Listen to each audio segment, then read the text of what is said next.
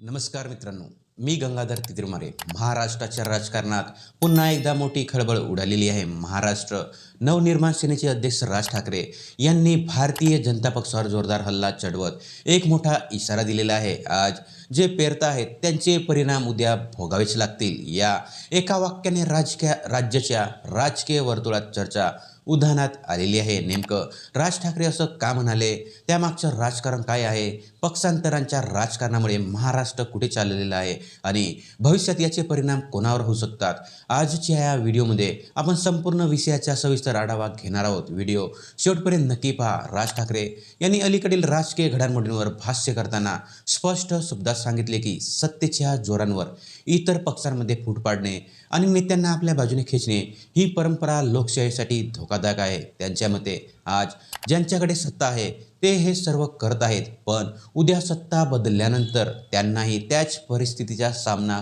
करावा लागू शकतो. राज ठाकरे म्हणाले की लोकशाहीमध्ये विचारांची लढाई असावी, नेत्यांची खरेदी विक्री नव्हे. त्यांनी थेट नाव न घेता भाजपवर निशाणा साधत म्हटले की राजकारणातील नैतिकता हरवत चाललेली आहे आणि याचे दूरगामी परिणाम संपूर्ण देशाला भोगावे लागू शकतात. त्याच्या या वक्तव्यानंतर राजकीय वर्तुळात नव्या चर्चांना सुरुवात झालेली आहे. गेल्या काही वर्षात महाराष्ट्राने अभूतपूर्व राजकीय उलथापालथ पाहिलेली. प्रथम शिवसेनेत मोठी फूट पडली. एकनाथ शिंदे यांच्या नेतृत्वात खालील अनेक आमदार वेगळे झाले आणि राज्यातील सत्ता समीकरण पूर्णपणे बदललेले होते. त्यानंतर राष्ट्रवादी काँग्रेसमध्ये अजित पवार यांच्या नेतृत्वाखालील मोठी फूट पडलेली होती. या सर्व घडामोडींमध्ये भाजपची भूमिका काय होती यावर विरोधक सातत्याने प्रश्न उपस्थित करत आहेत. विरोधकांचा आरोप असा आहे की केंद्रीय यंत्रणाचा दबाव आणि सत्तेचे आकर्षण या वापरून हे पक्षांतर घडवून आणले गेलेले आहेत, तर भाजपचे म्हणणे वेगळेच आहे. भाजपचा दावा आहे की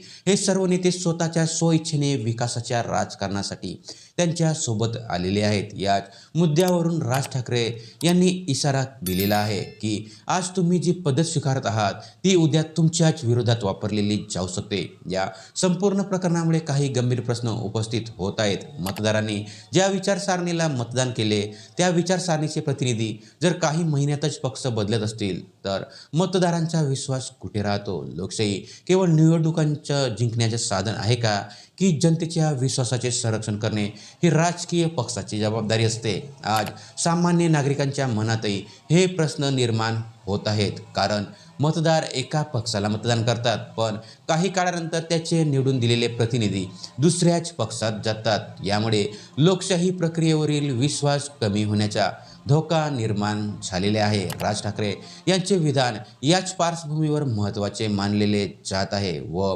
भाजप समर्थक मात्र वेगळी भूमिका मांडतात. त्यांच्या मते कोणत्याही लोकप्रतिनिधीला आपल्या राजकीय भविष्यासाठी निर्णय घेण्याचा पूर्ण अधिकार असतो. जर एखाद्या पक्षात अंतर्गत मतभेद असतील किंवा नेतृत्वाविषयी नाराजगी असेल तर त्या नेत्यांनी वेगळा मार्ग निवडण्यात काही घेर नाही. त्यांच्या मते विकासाच्या राजकारणासाठी मोठ्या प्रमाणावर एकत्र येणे ही काळाची गरज असते, मात्र विरोधक याला लोकशाहीची हत्या असल्याचे सांगत आहे. यामुळे हा वाद आणखी तीव्र होताना दिसत आहे. मित्रांनो, यामध्ये सर्वात महत्त्वाचा मुद्दा राज ठाकरे यांचे वक्तव्य केवळ एका पक्षाविरोधातील टीका नाही, तर हे भारतीय लोकशाहीसमोरील एका गंभीर प्रश्नाकडे लक्ष वेधणारे विधान आहे. आज जो राजकीय पायंडा पाडला जातो आहे तो भविष्यात सर्व पक्षासाठी धोकादायक ठरू शकतो. सत्ता कायम कोणाकडेच राहत नाही, पण लोकशाही मूल्ये आणि जनतेचा विश्वास कायम राहणे अत्यंत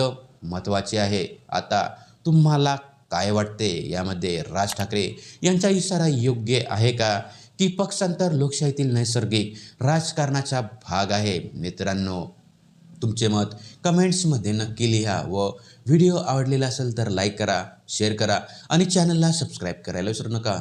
तोपर्यंत पाहत राहा. जय महाराष्ट्र, जय हिंद.